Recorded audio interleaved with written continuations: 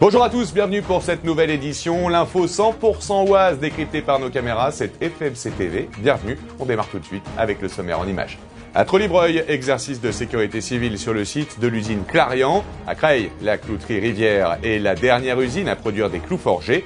Découvrez les 10 candidates de l'élection Miss Oise 2012. Enfin, 167 équipes ont pris le départ du 10e défi interentreprise.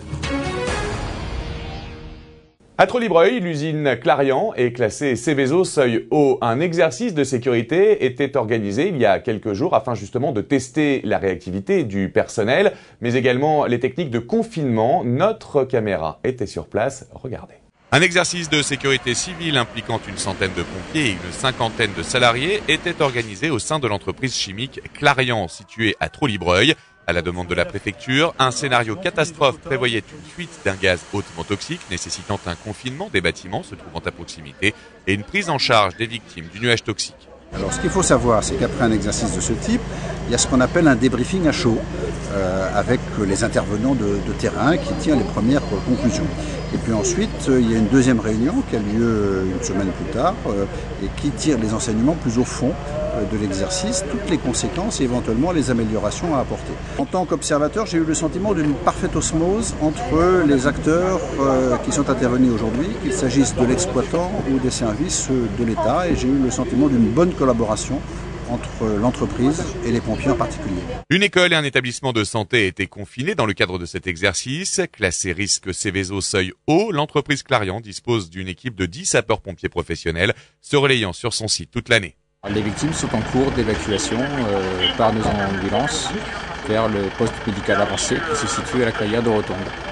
Voilà, elles ont été regroupées au cours de l'exercice en un endroit bien spécifique sur le site de l'usine, dans l'attente que le poste médical avancé soit monté. Et une fois que ce poste médical a été opérationnel, les victimes y sont actuellement dirigées. Alors le bilan provisoire de cet exercice, c'est de 16 victimes, 14 victimes qui sont légèrement blessées et 2 plus gravement. Cet exercice de simulation a permis de tester l'alerte des services, la diffusion du message de confinement pour la population, mais aussi la mise en place de structures opérationnelles comme le poste médical avancé. Un sujet pour les bricoleurs, nous allons parler clous avec la clouterie Rivière, qui est la dernière usine à créer des clous forgés. Un savoir-faire irréprochable et une technique bien à eux. Comment ça marche et comment fabrique-t-on aujourd'hui des clous? Regardez. Installée à Creil depuis 1888, la clouterie Rivière est la dernière usine de clous forgés en activité de France. Chaque jour, 18 employés œuvrent dans l'usine qui produit près de 2800 références de clous, semences, pointes et pics. En jouant sur le métal, de l'acier, du laiton, du cuivre ou autre, en jouant sur la longueur du clou, le diamètre, la forme, l'angle de la pointe, la largeur de la tête, toutes ces choses-là. On peut faire 2800 clous différents. On fait des clous pour les monuments historiques qui sont déjà pré-rouillés, donc pour donner un petit cachet ancien. On fait aussi des clous tout petits, des minuscules clous pour faire les maquettes. Les clous Rivière sont si spécifiques aux demandes des clients qu'ils s'exportent aussi bien en Europe qu'en Asie du Sud-Est ou aux États-Unis. L'entreprise Rivière bénéficie de son savoir-faire industriel unique et d'une tréfilerie au sein de ses locaux. Ici, on a la chance d'avoir une tréfilerie inclue dans l'entreprise, donc qui nous permet de fabriquer notre fil au bon diamètre. Donc, on achète des bobines standards de fil et ensuite on décline 70 diamètres différents pour ensuite produire nos clous. On a ensuite la salle des machines où sont vraiment fabriqués les clous. Il y a 325 machines d'époque qui fonctionnent encore. Ensuite, comme les clous sont assez gras et assez finalement un petit peu sales en sortant de la machine, ils passent au frottoir où ils sont nettoyés avec de la sciure de bois. Ensuite, certains passent au bleuissage si on veut leur donner un petit traitement supplémentaire, un petit reflet bleu. Et ensuite, le tamisage pour certains et l'emballage pour tous. Pour les plus curieux, l'usine ouvre ses portes rue des Usines tous les mercredis à 14h pour une visite guidée, rythmée par le bruit des machines et les témoignages des ouvriers. Elles sont 10, elles sont jeunes, elles sont belles et elles s'affrontent pour tenter de remporter le titre de Miss Oise 2012 version Geneviève de Fontenay. La grande soirée, c'est ce samedi 6 octobre au Château des Rochers. Petite présentation de ces 10 candidates. Qui sera l'heureuse élue? Regardez. 10 candidates participent à l'élection de Miss Oise 2012, originaires de tout le département. Elles sont étudiantes, assistantes de gestion ou encore à l'école des sous-officiers.